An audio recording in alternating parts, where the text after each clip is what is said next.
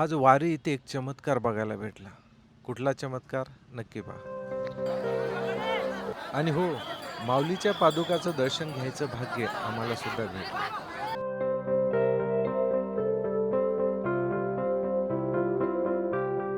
रामकृष्ण हरी. सध्या आपण आहोत वारीच्या वाटेवर. वारी सध्या आता सासवड घाटामध्ये आहे आणि सासवड घाटाची ही गर्दी बघणं म्हणजे एक विलोभनीय असं दृश्य असतं. मोठा असा टप्पा असतो, जवळपास 30 ते 35 किलोमीटर वारकऱ्यांना चालायचं असतं. गर्दी अशी तुफान आहे, परंतु वारकऱ्यांचा उत्साह बिलकुल कमी नाही.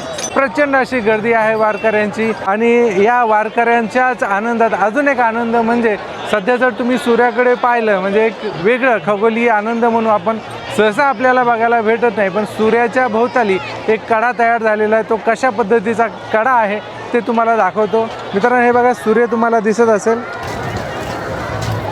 सध्या आभाळ आलेला आहे, पण सूर्याच्या भोवती एक कडा तयार झालेली आहे.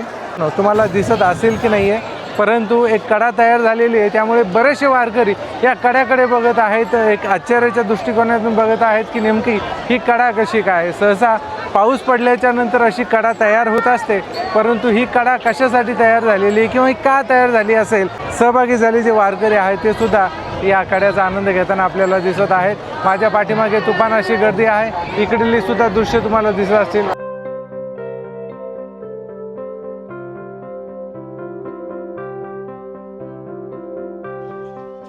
एकानंतर एक पालख्या जात होत्या. मुक्ताईची पालखी गेली, पण आता ओढ होती माऊलीच्या पालखीची. माऊलीची पालखी कधी येते याकडे सगळ्या वारकऱ्यांचं लक्ष लागून होतं.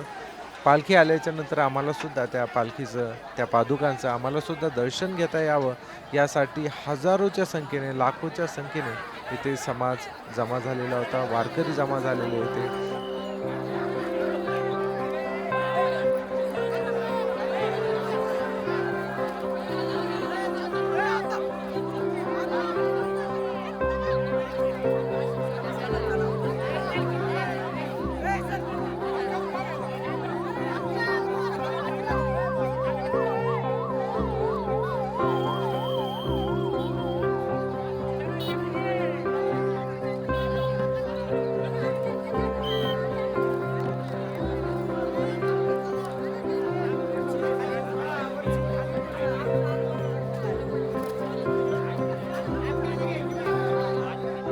आणि शेवटी माऊलीची पालखी दिसायला लागली.